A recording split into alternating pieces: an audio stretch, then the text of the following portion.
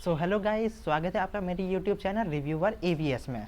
तो आज हम लोग बात करने वाले हैं एचडीएफसी बैंक के वाव क्रेडिट कार्ड के बारे में और आखिरकार जानेंगे कि आखिरकार ये क्रेडिट कार्ड क्या होता है, किसे लेना चाहिए, आखिर कब के क्या क्या इसके फ़ायदे हैं, क्या नुकसान है। मतलब ये क्रेडिट कार्ड को लेकर मैंने कंप्लीट वीडियो बनाने की कोशिश की है कि आखिरकार आपको के लिए क्रेडिट कार्ड अच्छा है भी कि नहीं, और आखिरकार ये क्रेडिट कार्ड से आपको क्या क्या फ़ायदे हो सकते हैं।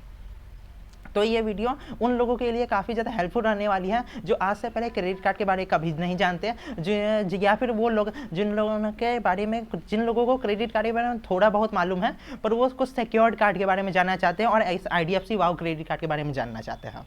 तो चलिए वीडियो शुरू करते हैं।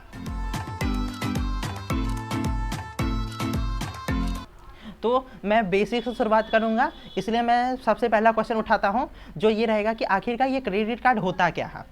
तो क्रेडिट कार्ड एक तरह का डेबिट कार्ड ही है। जैसे मैं आपको एक दिखाता हूं, ये जो क्रेडिट कार्ड है तो क्या है, ये भी एक तरह का कार्ड ही है। तो इससे भी आप पेमेंट ही करोगे। पेमेंट जिस तरह से आप नॉर्मल कार्ड से करते थे तो उस तरह से ही इस कार्ड से भी पेमेंट होता है। पर अंतर यह है कि जब आप अपने डेबिट कार्ड से पेमेंट करते हो तो पैसे आपके अकाउंट से कटते हैं, पर जब आप एक क्रेडिट कार्ड से पेमेंट करते हो तो पैसे आपके अकाउंट से नहीं, बैंक के अकाउंट से कटते हैं। बैंक से आपके अकाउंट से कुछ पैसे नहीं कटे, और ये आखिरकार एक सर्टेन डेट के बाद जो भी आपको बताई जाएगी उस डेट को बैंक आपसे एक स्टेटमेंट जनरेट करेगा जिसमें वो आपको बताएगा कि इस पर्टिकुलर डेट को आपने ये शॉपिंग की, तो टोटल आपने शॉपिंग की इतने रुपए की, आपको इतने रुपए दिन के तक में इसका पेमेंट कर देना है। तो आपको बैंक को उतने दिन के अंदर पेमेंट कर देना होता है और आपका काम हो गया। तो ये होता है क्रेडिट कार्ड। अब क्रेडिट कार्ड लोग नॉर्मली डेबिट कार्ड यूज करने में क्या दिक्कत थी, आखिर ये क्रेडिट कार्ड यूज करके इन बैंक वालों को मिला क्या और आखिरकार हमें क्या फ़ायदा मिला। तो सबसे पहली बात, क्रेडिट कार्ड क्योंकि एक टाइप का लोन है तो इसका टाइमली रीपेमेंट हमारे क्रेडिट स्कोर को इम्प्रूव करता है।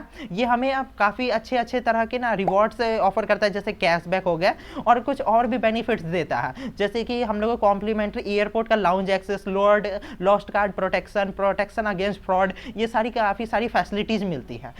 यही कारण है कि लोग अपने डेबिट कार्ड के अलावा क्रेडिट कार्ड का इस्तेमाल करते हैं। अब आगे बात करते हैं कि ना अगर क्रेडिट कार्ड में इतने सारे फायदे हमें देखने को मिले कि क्रेडिट स्कोर भी बढ़ता है, रिवॉर्ड भी मिलते हैं, इतने सारे अलग अलग लॉस्ट कार्ड प्रोटेक्शन जैसी फीचर्स हुए और प्रोटेक्शन अगेंस्ट फ्रॉड भी मिल रहा है, तो आखिरकार डेबिट कार्ड ही क्यों यूज किया जाए, क्रेडिट कार्ड ही यूज करना चाहिए। तो इसका कारण है कि ना ज़्यादातर लोग इसलिए नहीं यूज करते हैं क्योंकि इसका एक मेजर डाउन साइड जो ये है वह है हाई इंटरेस्ट रेट। जैसे कि मैं आपको बताता हूँ, इस वाव क्रेडिट कार्ड का अगर आप टाइमली पेमेंट नहीं करते हो तो आपको 30% पर एनम के हिसाब से ये आपको इंटरेस्ट पे करना होता है। तो आप खुद ही सोचिए, रिवॉर्ड मिलेगा आपको करीब 1% और आपको चार्जेस कितने पे करने हैं, और ये 30%। तो क्या आप कभी भी एक बार भी अगर आपने ट्रांजैक्शन मिस कर दिया तो जितने आपको चार्ज लगेंगे आप कभी भी उतना कैशबैक से अर्न कर ही नहीं पाएंगे। तो यही कारण है कि बिजनेस को, बैंक को इसमें बहुत फ़ायदा दिखता है, इसलिए वो इसे इशू करते हैं। और यही है सबसे बड़ा डाउनसाइड जो इस कारण से इसे नहीं यूज किया जाता। अब सेकंड डाउनसाइड ये होगा कि unnecessary charges on almost every website. मतलब कि इसका ये हुआ कि जब भी आप इस क्रेडिट कार्ड को यूज करोगे तो कई सारी वेबसाइट ऐसे होंगे जो आपको उस अमाउंट के ऊपर भी एक्स्ट्रा चार्ज लगाते हैं। कारण यह है, क्रेडिट कार्ड स्वाइप करने पर बैंक जो है वो डेबिट कार्ड की तुलना में ज़्यादा चार्जेस मर्चेंट से लेते हैं, तो मर्चेंट भी वो ज़्यादा चार्जेस क्या करता है, हम ही कस्टमर के ऊपर फेंक देता है। तो इस कारण से हमें ज़्यादा चार्जेस कई जगह पे करने पड़ जाते हैं। फिर तीसरा हो जाएगा कि very difficult to control yourself के कारण क्या, कि जब आपको ऐसे इस तरह से एक्स्ट्रा मनी मिलता है तो ना कई लोगों को प्रॉब्लम क्या होती है कि वो ये समझ ही नहीं पाते हैं कि उनकी हैसियत नहीं है इतने पैसे खर्च करने की, पर क्योंकि उनके क्रेडिट कार्ड की लिमिट और उन्हें रोकने वाला तो कोई है नहीं तो वो खर्चा कर देते हैं और अंत में जाके डेट के ऐसे जाल में फंस जाते हैं जहाँ से वो कभी बाहर निकल ही नहीं पाते हैं। तो इस कारण से भी लोग काफ़ी ज़्यादा इससे डर जाते हैं। और उसके बाद है low chances to get a credit card due to low acceptance rate. तो बैंक के इसमें कई बार ऐसे चांसेस होते हैं कि बैंक के पैसे फंस जाते हैं क्योंकि लोग जो होते हैं, ये एक अनसिक्योर्ड क्रेडिट कार्ड है। अनसिक्योर्ड में बैंक के पास कोई ऐसा ना मोटेज या फिर ना गिरवी रखने को ना कस्टमर ने कोई सामान नहीं दे रखा, तो बैंक को पैसा वसूलने में काफ़ी ज़्यादा दिक्कत होती है। इस कारण से बैंक क्रेडिट कार्ड को काफ़ी कम ही एक्सेप्ट करते हैं, काफ़ी ज़्यादा उसमें मशक्कत करनी पड़ती है, काफ़ी अच्छा सिबिल स्कोर, अच्छी सैलरी होनी चाहिए तभी जाके क्रेडिट कार्ड मिलता है। इस कारण से ये मार्केट में कम दिखाई देते हैं। और फिर आगे अगला पॉइंट होगा कि लैक ऑफ अवेयरनेस। तो लैक ऑफ अवेयरनेस कि क्रेडिट कार्ड को कैसे अच्छी तरह से यूज करना है जिससे उससे सिर्फ बेनिफिट मैक्सिमम निकले और हमें नुकसान कुछ तरह का ना हो, इसकी भी जानकारी लोगों को नहीं है। इस कारण से भी लोग क्रेडिट कार्ड यूज नहीं करते हैं। फिर अगला बात होगा सो मच स्कैम।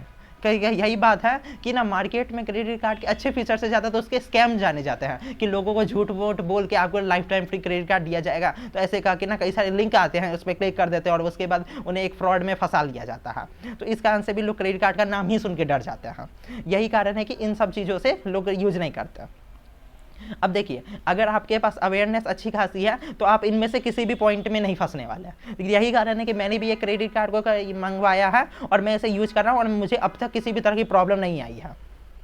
अब आगे बात करते हैं, अब है क्रेडिट स्कोर क्या है। तो क्रेडिट स्कोर को मैं अगर इजी लैंग्वेज में समझाना चाहूँ तो आप इतना समझिए कि बैंक ने ना हर एक इंसान के ऊपर ना एक नंबर लगा रखा है कि ये 5 स्टार रेटेड, वो 4 स्टार रेटेड, वो 3 स्टार रेटेड। तो इस तरह से बैंक ना जान लेता है कि अब ये स्टार किस हिसाब से लगाया है कि वो इंसान कितनी अच्छी तरीके से ना लोन का रीपेमेंट कर सकता है। मतलब कि जो 5 स्टार रेटेड होगा उसके लिए ना बैंक का ना लोन का रीपेमेंट करना कुछ भी बड़ी बात नहीं होगी, बहुत ईजिली पे कर सकता है। या फिर आप कह लीजिए कि उसका पास्ट रिकॉर्ड इतना अच्छा है ना कि बैंक ने मान लिया है कि वो इंसान को लोन को रीपे करने में कोई दिक्कत नहीं होती है। फिर वही एक 3 स्टार वाली कैटेगरी भी होगी, जिन लोगों ने लोन तो लिया, उसका पेमेंट किया पर कभी कभार लेट कर गया या फिर पेमेंट ही डिफॉल्ट कर गया। और 1 स्टार जिन्होंने तो पहला लोन लिया और पहली किस्त से ही कभी पैसे नहीं दिया, ऐसे होंगे।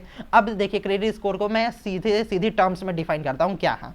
क्रेडिट स्कोर एक नंबरिकल एक्सप्रेशन है जो शुरू होता है 300 से और जाता है 900 तक। ये आपके एनालाइज हुआ है क्रेडिट हिस्ट्री के ऊपर कि आपके पास्ट रिकॉर्ड क्या थे, आपने प्रेजेंट में कितने लंबा ड्यूरेशन तक का लोन ले रखा है, आप लोन के कितनी अच्छी तरीके से पेमेंट करते हो। इन सब आधार पे बैंक ने आपको 300 से 900 के बीच एक नंबर दे रखा है। अब बहुत सारे बैंक हैं मार्केट में, आपने बहुत सारे बैंक से कभी ना कभी लोन लिया होगा, तो उसके आधार पर ये रिपोर्ट गई एक इंस्टीट्यूशन के बाद। हमारे ये देश में तो ज़्यादातर फेमस ट्रांस यूनियन सिविल है जो कि सारी इंफॉर्मेशन कलेक्ट करके ये नंबर जनरेट करता है। अब ये नंबर जो है इसको आप रीड कैसे करेंगे, तो इतना जान लीजिए कि 750 के ऊपर जिसको ना सिविल ये नंबर देगा वो बहुत अच्छा है, जिसको 750 के नीचे मिले वो एवरेज है और जिसका 600 के नीचे हो उसका खराब है। यही है सीधे क्रेडिट स्कोर का मतलब। अब मैंने तो आपको ये बता दिया कि आखिरकार क्रेडिट स्कोर को सिविल जैसी इंस्टीट्यूशंस जनरेट करती हैं आपके रिकॉर्ड्स को देख के। तो अब बात आएगी कि आखिरकार आपको ये क्रेडिट स्कोर इतना ज़रूरी क्यों पड़ गया है। तो मैं आपको बता दूं, जब आप लोन लेने जाएंगे तो बैंक इसी सिविल स्कोर पे ही तय करेंगे कि आपको लोन आगे देना है या नहीं।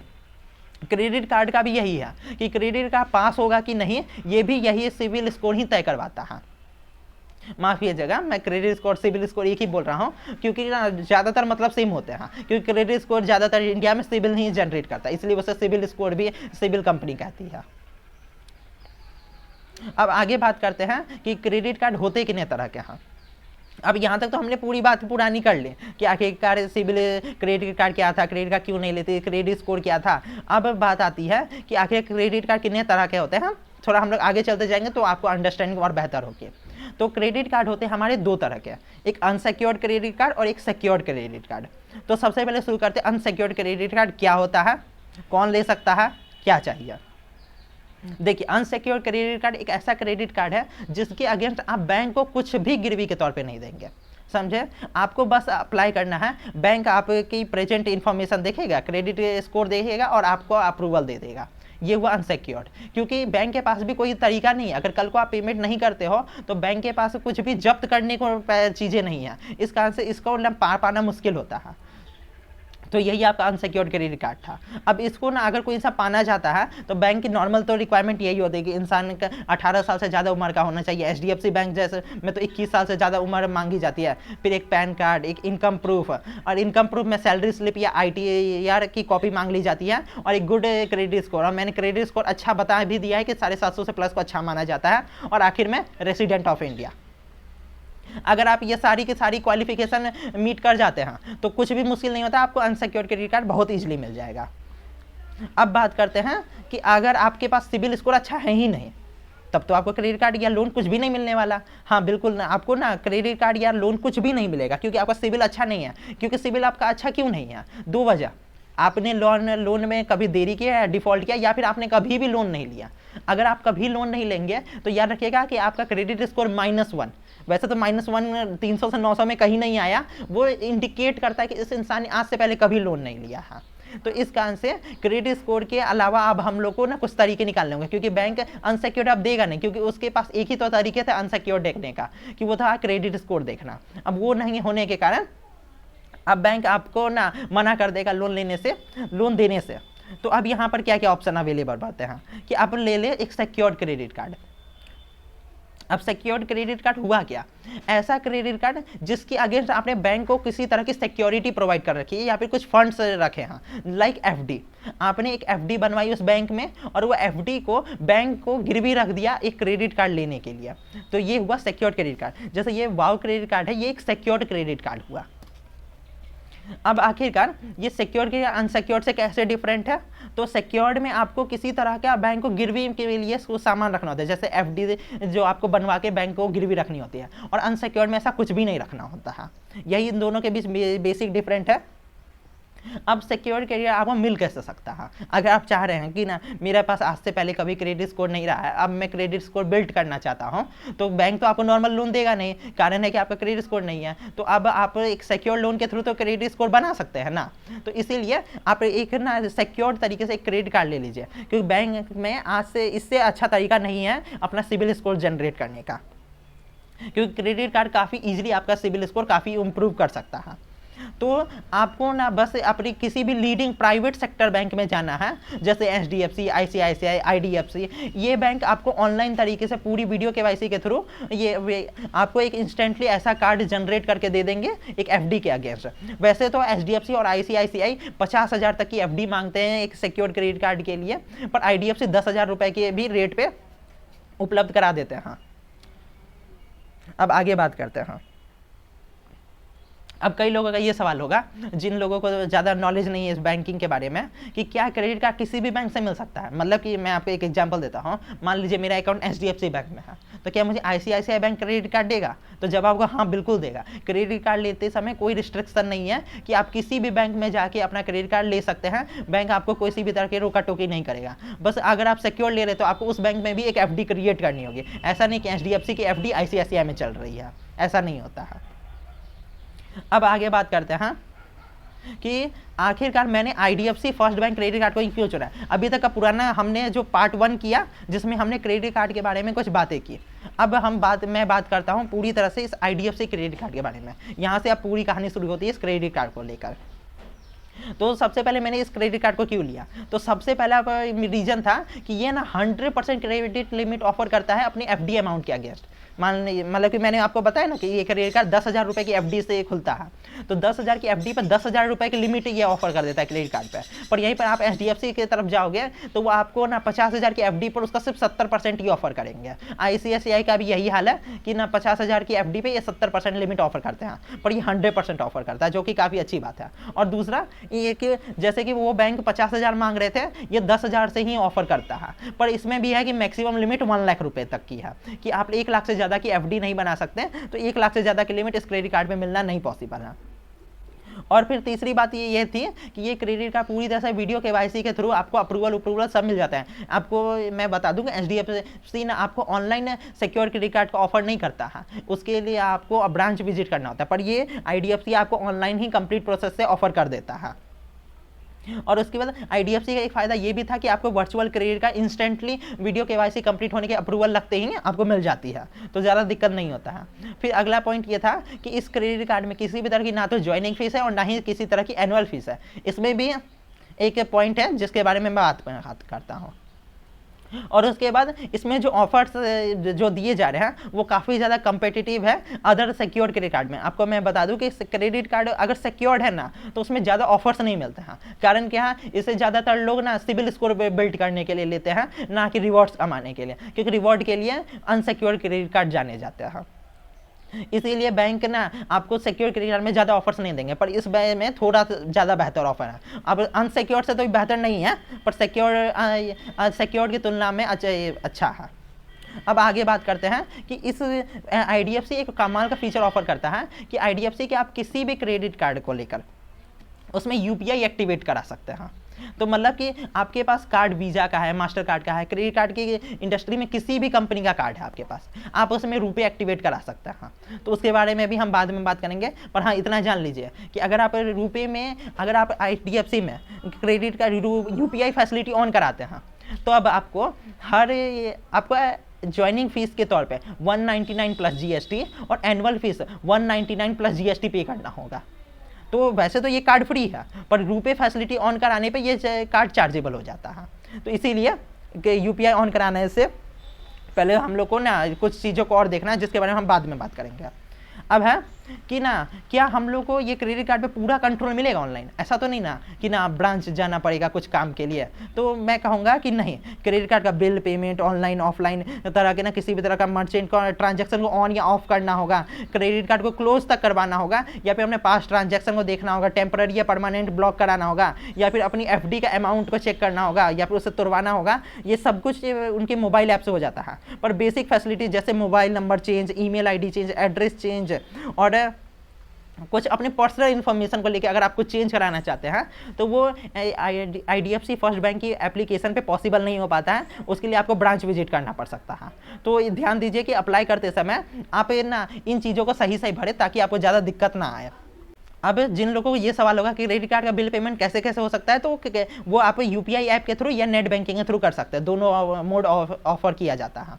अब आगे कि आखिर IDFC फर्स्ट बैंक के लिए क्रेडिट कार्ड के लिए अप्लाई कैसे करना है, यही मैं वाव क्रेडिट कार्ड का अप्लाई प्रोसेस बता रहा हूँ। तो सबसे पहले आपको कुछ अपनी बेसिक डिटेल्स भरनी है, जैसे अपना नाम, mobile number, PAN number, date of birth, occupation and उसके बाद आपको नेक्स्ट कर देना है। और उसके बाद आपको वहाँ पर आपको कई सारी क्रेडिट कार्ड की लिस्ट दिखाई जाएगी। पर अगर आपका आज तक कभी सिविल स्कोर ही नहीं है तो सीधी आपको वाव क्रेडिट कार्ड का ऑप्शन शो करेगा, आपको उस पर क्लिक करना है और उसमें आपको FD का अमाउंट सेलेक्ट करने को बोलेगा। तो वहाँ पर आपको FD का अमाउंट सेलेक्ट कर लेना है। तो मिनिमम 10,000, मैक्सिमम 1 लाख। और उसमें आपको नेक्स्ट बढ़ना है और आपको अपना आधार नंबर देना है और कंसेंट देना है। तो आई एग्री का बटन दबाइएगा और उसमें नेक्स्ट पेज पे जाना है। आधार से OTP आएगा, वो वेरिफिकेशन होगा और उसमें आपको कहा जाएगा कि अपना मदर्स नेम, कंप्लीट एड्रेस और नॉमिनी डिटेल्स डालिए। नॉमिनी डिटेल्स को स्किप भी किया जा सकता है, पर बाकी डिटेल्स देना मैंडेटरी है। उसके बाद आपको अपनी बैंक डिटेल्स देना है कि कल को अगर मान लीजिए कि आपने FD का अमाउंट के लिए तो पैसे डिडक्ट करा लिए, पर आपका क्रेडिट कार्ड का अप्रूवल नहीं लगता है या फिर किसी वजह से आपका एप्लीकेशन रिजेक्ट हो जाता है, तो इस अकाउंट में आपके पैसे को वापस डाल दिया जाएगा। और उसके बाद आपको UPI या नेट बैंकिंग के थ्रू जितना अमाउंट की आपने FD सेलेक्ट किया उतना अमाउंट डाल देना है। और उसके बाद आपको वीडियो KYC कंप्लीट करनी है, जो कि मुश्किल से 5 मिनट का प्रोसेस रहा होगा। और उसके बाद आपको अप्रूवल के लिए वेट करना है। मेरे केस में अप्रूवल 2 घंटे में आ गया था। तो बस अप्रूवल लगा, आपका क्रेडिट कार्ड आ गया है। अब ना आगे बात करते हैं अब कि आखिरकार ना वीडियो KYC करते कैसे हैं और वीडियो KYC में क्वेश्चन क्या पूछी जाती है, इस पे बात करते हैं। तो वीडियो KYC जब आप कर रहे होंगे तो आपको ना एक ऐसी जगह पे बैठना है जहाँ पर पूरी प्रॉपर लाइटिंग हो, इंटरनेट अच्छा चलता हो और आपके पास भी आपकी आवाज़ ऑडिबल ज़्यादा अच्छी इस तरीके से हो और आपके हाथ में ओरिजिनल पैन कार्ड हो। इसके अलावा कुछ नहीं मांगते। वैसे तो कहते हैं आधार कार्ड और सिग्नेचर भी रखना है, पर मांगा नहीं था। अब सबसे पहले वीडियो KYC में ना सामने से कोई इंसान आपको ज्वाइन करेगा और आपसे कुछ सवाल पूछेगा और उसके बाद आपको उसके जवाब देने हैं। तो सुनिए क्या क्या वो पूछता है। तो सबसे पहले उन्होंने अपने आप को इंट्रोड्यूस किया और लैंग्वेज सेलेक्ट करने को कहा। वीडियो के दरमियान ही लैंग्वेज सेलेक्ट करने को पड़ते हैं जब वो ज्वाइन कर चुके होते हैं। तो लैंग्वेज सेलेक्ट करने के बाद आपको 2 ही लैंग्वेज का वैसे ऑप्शन आएगा, इंग्लिश या हिंदी। तो मैंने हिंदी सेलेक्ट किया था और उसके बाद उन्होंने कहा कि आपकी ऑक्यूपेशन क्या है और उसके बाद उन्होंने कहा कि अपना ओरिजिनल पैन कार्ड दिखाइए और उसके बाद उन्होंने कहा कि अच्छे से बैठ जाइए, हमें आपकी एक सेल्फी लेनी है। और उसके बाद उन्होंने कहा बैक कैमरा की तरफ स्विच कीजिए और अपना पैन कार्ड को हमको ना फिर से दिखाइए, जिसमें आपके पैन कार्ड के 4 कॉर्नर्स पूरी तरह से विजिबल हो और उसमें किसी भी तरह का ग्लेयर या फ्लैश ना हो।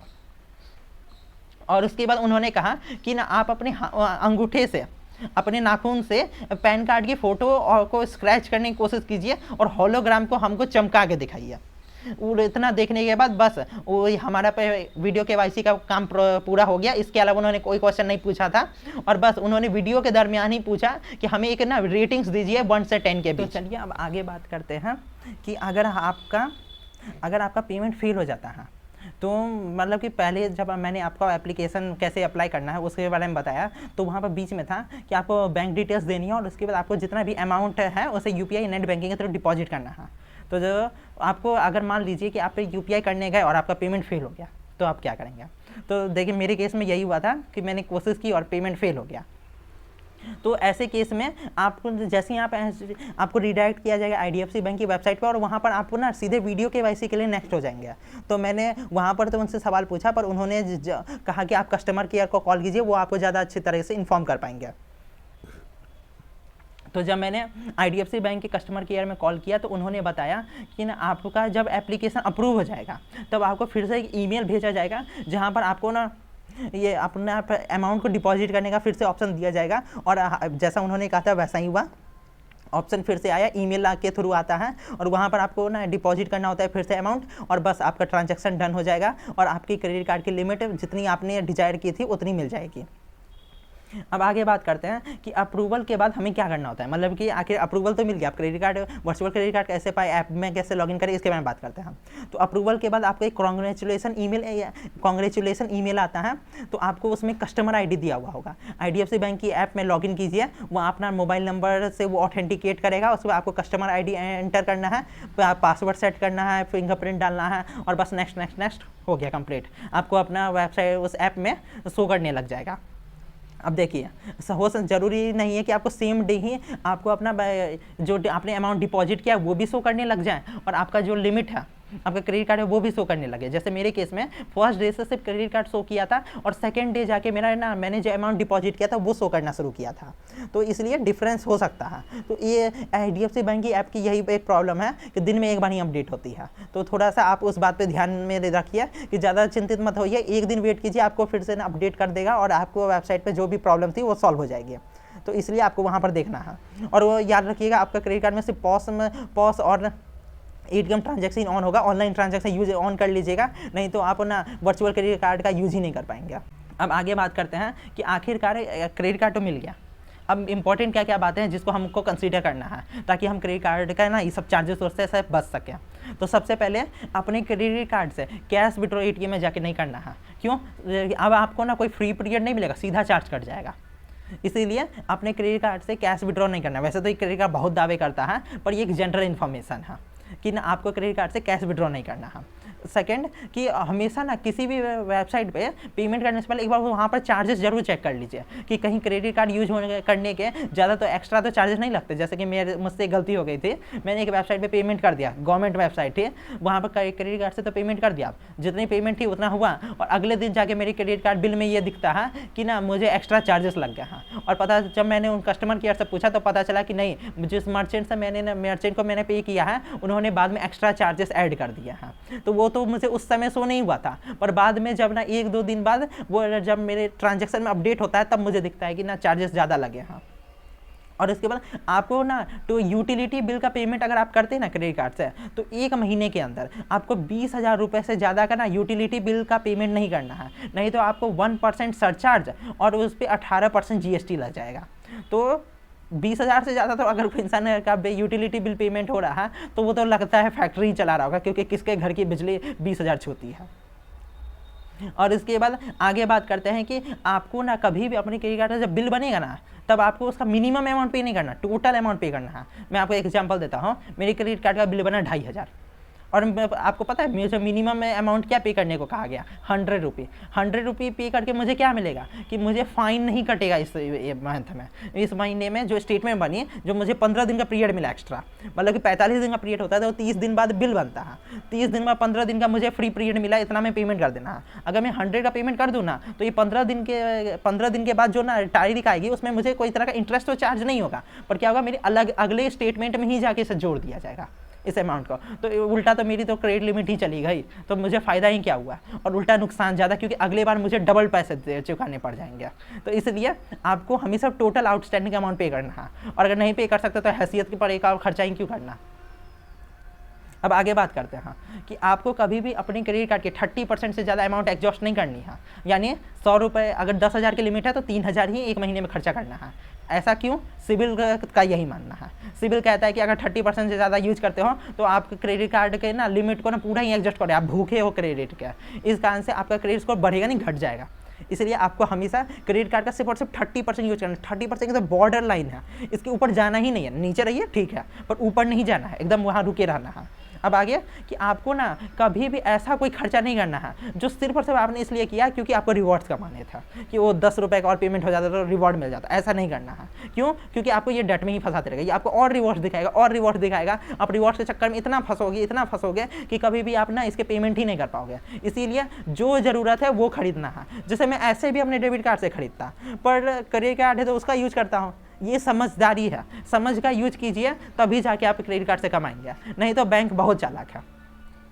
आपको ना ऐसा भी कुछ भी क्रेडिट कार्ड से नहीं परचेस करना है जो आप अपने हाथ से परचेस नहीं कर पाते हैं। आईफोन 70,000 रुपये, 1 लाख रुपये, 1.5 लाख रुपये, आपके अकाउंट बैलेंस के ना 10,000 रुपये, क्या आप खरीद तो लिए, 30 दिन का पीरियड गया, आ गया आपका ना ये पीरियड है इसका क्या नाम है पेमेंट करने का टाइम का, आप समझ गए कि आपसे ये नया खर्चा उठेगा, आप क्या करवा लोगे, EMI बनवा लोगे। EMI भी बनेगी तो उसकी भी तो पेमेंट करनी होती है। आपके अकाउंट में आज 10,000 रुपये, कल होंगे।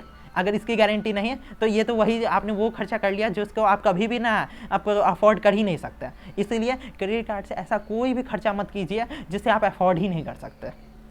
इस बात को आपको एकदम ही लिख लेना है, क्योंकि बैंक सबसे ज़्यादा क्रेडिट कार्ड के ना यही वाले हिस्से से कमाते हैं कि लोग EMI बनवा लेते हैं और EMI का पे नहीं कर पाते हैं, और ऐसा इंटरेस्ट लगता है कि बस। अब आगे बात करते हैं कि आपको अपना ट्रांजैक्शन जो भी आप करते हो ना उसे रिकॉर्ड कीजिए। कारण क्या, आज अमाउंट कुछ है पर कल वही ट्रांजैक्शन अमाउंट बदल जाएगा। मान लीजिए आज आपने 550 रुपये का स्पेंड किया, कल 560 दिखा रहा, आप बोलोगे ये 10 रुपये का चेंज हो गया, बैंक मानेगा ही नहीं। इसीलिए आपको रिकॉर्ड खुद भी करना है। ऐसा नहीं है कि बस बैंक तो ट्रांजैक्शन रिकॉर्ड कर रहे हैं ना तो मुझे क्या दिक्कत है। क्रेडिट कार्ड के ट्रांजैक्शन में पक्का रिकॉर्ड कीजिए, क्योंकि मेरे आंख के सामने अमाउंट चेंज हुआ है। इसीलिए आपको अमाउंट को ना लिखते रहना है ताकि आपको कल को किसी भी तरह का कन्फ्यूजन ना हो। बस यही सारी थी इंपॉर्टेंट बात जो कि आपको एक क्रेडिट कार्ड को लेकर थे। अब इस UPI वाले फीचर की बात करते हैं। ये UPI इतना ज़्यादा लोगों को कंफ्यूज करता है कि मैंने इसे एक सेपरेट टॉपिक बना के रखा है। मैं आपको बताता हूँ कि आखिरकार रुपये में आखिर क्रेडिट कार्ड में UPI फीचर इनेबल कराने के क्या क्या नुकसान है और फ़ायदे हैं। मेरे अकॉर्डिंग पूरा नुकसान है। अब सुनिए कैसे। सबसे पहले कि ना आखिरकार कोई इंसान ऑन कराना ही चाहता है तो सुनिए उसको क्या क्या करना होता है। तो प्रोसेस बहुत सिंपल है। आपको ना IDFC बैंक की वेबसाइट पे जाना है, वहाँ पर UPI फैसिलिटी ऑन कराने का ऑप्शन होगा। वहाँ पर आपको date of birth, mobile number डाल के टर्म्स एंड कंडीशन एक्सेप्ट करना है, नेक्स्ट करना है, UPI क्रेडिट कार्ड वाले ऑप्शन को क्लिक करना है, और उसके बाद बस ऑन का बटन दबाया, OTP आया और कन्फर्म, आपका कार्ड में UPI ऑन हो गया। ना के बराबर मेहनत है, जैसे कि एक OTP डालने भर का है, इतना सही है। अब जैसे ही आप UPI ऑन करा लोगे ना तो आपके ना ऐप में एक क्रेडिट कार्ड नहीं 2 क्रेडिट कार्ड शो करेंगे, एक डिजिटल रुपे क्रेडिट कार्ड और एक आपका ओरिजिनल क्रेडिट कार्ड। दोनों का अमाउंट सेम ही है। मतलब कि आपने जो लिमिट 10,000 अगर मान लीजिए सेलेक्ट कराए थे तो दोनों क्रेडिट कार्ड की लिमिट 10,000 है। अगर आपने प्राइमरी से 5,000 खर्च किया है तो सेकेंडरी ये आपका नया वाला में भी 5,000 खर्च ही दिखा रहा होगा। तो यानी ये दोनों आपको तो अलग दिखाई जा रहे पर है एक ही, आपको ये जान लेना है। ये तो थे कि अगर आपको ऑन कराना है तो कैसे। अब सुनिए प्रॉब्लम क्या है।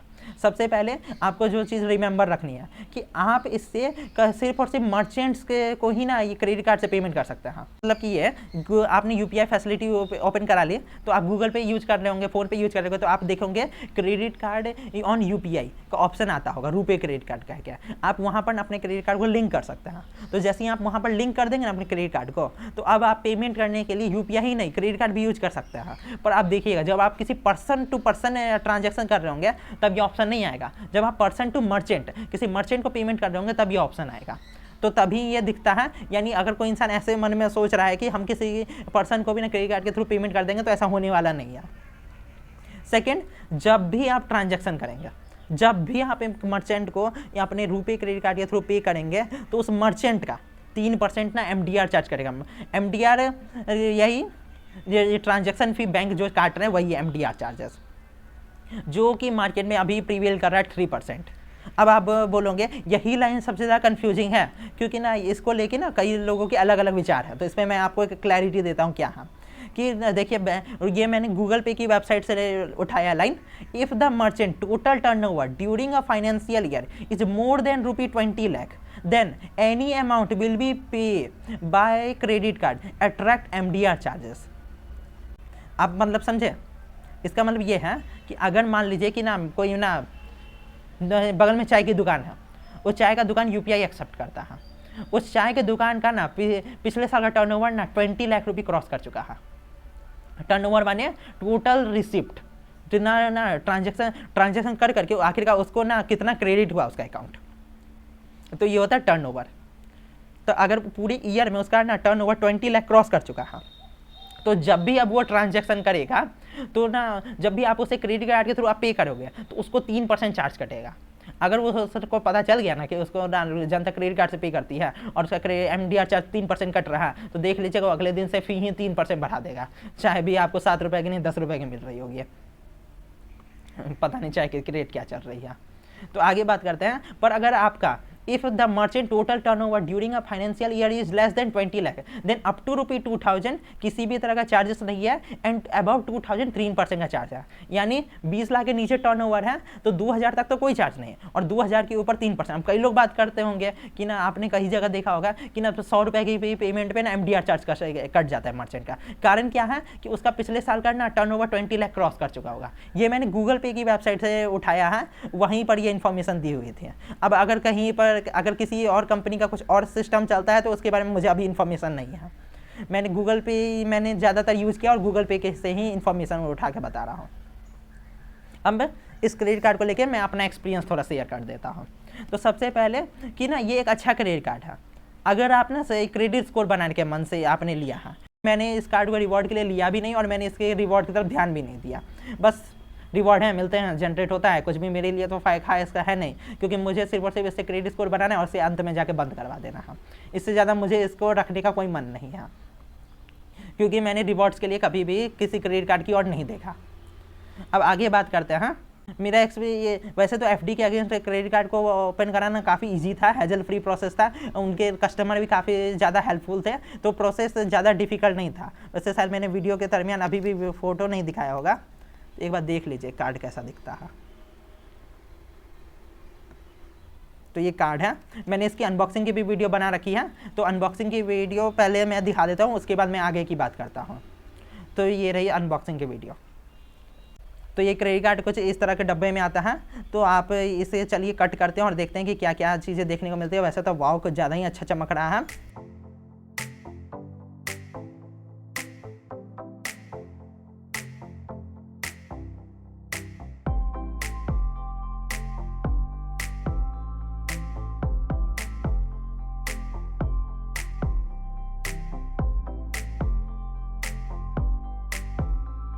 तो अंदर खोलेंगे तो आपको ना मेनली 3 फोल्ड में दिखेगा। तो बीच में आपका क्रेडिट कार्ड रखा हुआ है, जिसमें आगे आपका नाम IDFC फर्स्ट बैंक फैमिली लिखा है, और ये कार्ड वीज़ा से लिंक्ड है, और इसमें आपको NFC का भी सपोर्ट है। NFC माने वायरलेस टैप एंड पे का ऑप्शन मिलता है, और पीछे आपकी क्रेडिट कार्ड की डिटेल्स दी हुई है। तो अनबॉक्सिंग में तो कुछ खास नहीं था, बस कोई बेसिक कार्ड था और कुछ डॉक्यूमेंटेशन थी जिसमें बताया गया था कि क्रेडिट कार्ड की लिमिट क्या है और आपको आखिरकार कब कब ना इसकी बिलिंग होगी और स्टेटमेंट कब कब जनरेट होगा। तो अब आगे बात करते हैं। तो ना अगर आप इस क्रेडिट कार्ड को रिवॉर्ड्स के लिए खरीद रहे हैं या फिर कैशबैक के लिए देख रहे हैं, तो ये अच्छा नहीं है, क्योंकि कारण है कि मैंने आपको पहले ही बता दिया कि कैशबैक के लिए ना अगर आप क्रेडिट कार्ड देख रहे हैं तो ना आपको ना अनसिक्योर्ड क्रेडिट कार्ड की तरफ जाना चाहिए, जो कि सिक्योर्ड क्रेडिट कार्ड के रास्ते से ही जाता है। तो पहले सिविल बना लीजिए, फिर अनसिक्योर्ड की तरफ जाइए और हाई कैशबैक कमाइए, क्योंकि इसमें कैशबैक अर्न करने का कोई मीनिंग बनता नहीं है। कारण है कि सीधे कि इन्होंने यही लिख रखा है कि 1 रिवॉर्ड पॉइंट हर 150 रुपये स्पेंड करने में मिलता है। तो अभी मैं कैशबैक के बारे में ज़्यादा बात नहीं करूँगा, क्योंकि कैशबैक को लेकर मैं उतना ज़्यादा श्योर नहीं हूँ क्योंकि कितना इनको देता है, क्योंकि मैंने अभी तक कंप्यूट नहीं किया है। तो अब आगे बात करता हूँ कि कुछ प्रॉब्लम्स मैंने इस क्रेडिट कार्ड के साथ फेच किए देखी, जिसको मैं आपके सामने डिस्कस करता हूँ। सबसे पहले क्रेडिट कार्ड बनने के बाद ना मैंने ना गूगल पे में ना इसके बिल को ना फैच करने की कोशिश की, तो ना हमेशा एरर आ जाता था। मैंने बहुत सारे एप्लीकेशन यूज़ किया पर किसी में भी ना फैच नहीं हुआ। तो इसका मैं आंसर बता देता हूँ, मुझे अभी मिल चुका है कि ना जब आपका बिल बन जाएगा ना तब आप एक बार फैच करने की कोशिश कीजिएगा। फर्स्ट टाइम क्रेडिट कार्ड को ना फैच करने में दिक्कत होती है, तो थोड़ा समय बाद ना जब बिल बन जाता है तब जाके वो फैच होता है। और सेकेंड प्रॉब्लम मुझे ये थी फेस करने को मिली कि ना स्टेटमेंट टाइम पे जनरेट नहीं होता है। इन्होंने बिलिंग डेट, जैसे मेरे क्रेडिट कार्ड में ना बिलिंग डेट 17 तारीख थी, तो 17 तारीख की ना बिलिंग डेट होते हुए भी क्रेडिट कार्ड 17 तारीख को नहीं 18 तारीख को बिल मुझे शो किया था, और स्टेटमेंट अब तक बनी नहीं है। स्टेटमेंट उन्होंने कहा कि 24 घंटे के बाद आएगी। वैसे तो उन्होंने कहा कि आपने पेमेंट कर दिया है, आपको किसी तरह की टेंशन लेने की जरूरत नहीं है, हमें पेमेंट रिसीव हो चुका है, तो उसकी बात नहीं है। अब आगे और एक बात करता हूँ कि अगर आपने रुपए क्रेडिट कार्ड यूज कर रहा है, ऑन करवा लिया है, जैसे मैंने अभी ऑन करवा लिया था, और अगर आप सोच रहे हैं कि ना अब मैं इसे क्लोज करवाना चाहता हूँ, तो ना ज़्यादा दिक्कत की बात नहीं है। वहाँ पर ना परमानेंटली क्लोज करने का ऑप्शन होगा, आप उसे क्लिक कर देंगे तो आपके क्रेडिट कार्ड रुपये वाला बंद हो जाएगा, और आपको किसी भी तरह का चिंता करने की जरूरत नहीं है, और आपको किसी भी तरह के आप चार्जेस नहीं लगेंगे। वैसे आप उन्हें कॉल के थ्रू भी बंद करवा सकते हैं, मैंने कॉल के थ्रू ही बंद करवाया था।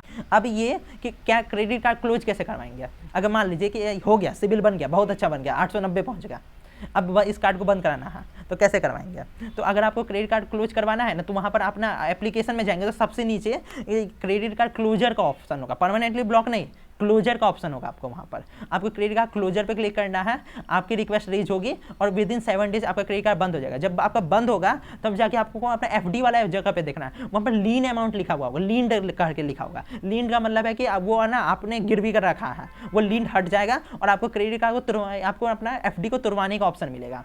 तो आपको उस एफडी को ना वहाँ से ना ब्रेक करवाना है और उस अमाउंट को अपने ना रियल बैंक अकाउंट में रिसीव कर लेना है, और बस आपका क्रेडिट कार्ड क्लोज, आपके पैसे आपके हाथ में। यही तरीका था। और ये भी बात कर लेता हूँ कि एफडी जो होती है 1 ईयर की होती है, शायद 366 डेज की एफडी उन्होंने बनवाई थी, जिसपे उन्होंने कितना तो 7% के आस पास का कुछ है ना रिटर्न दिया था। मैं स्क्रीन पे लिख दूंगा कितना परसेंट उन्होंने रिटर्न दिया था। तो इसके अलावा तो कोई बात नहीं थी, मैंने सारी बात ऑलमोस्ट कवर कर ही ली है। तो वीडियो को अंत तक देखने के लिए बहुत बहुत धन्यवाद। मिलते हैं नेक्स्ट वीडियो में।